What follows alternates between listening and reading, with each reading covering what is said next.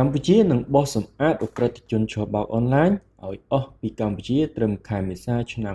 2026ខាងមុខនេះបើតាមការលើកឡើងរបស់អ្នកនាំពាក្យក្រសួងមហាផ្ទៃលោកទូចសុខាលោកបន្តលើកឡើងថាកម្ពុជាលែងប្រើពាក្យថាបង្ក្រាបទៀតហើយគឺប្រើពាក្យថាបោះសម្អាតយកតែម្ដងហើយរដ្ឋាភិបាលបានដាក់បន្ទាត់ក្រហមរួចហើយក្នុងការបោះសម្អាតពួកឆបោកអនឡាញឲ្យអស់ត្រឹមខែមេសានេះបើតាមលោកទូចសុខាលោកបានហៅប្រតិបត្តិការនេះថាជាប្រតិបត្តិការ XXL ដែលជាការបោះសម្អាតទឹកចុងក្រោយផ្ដាច់ដង្ហើមពួកឧក្រិដ្ឋជនឆបោកអនឡាញ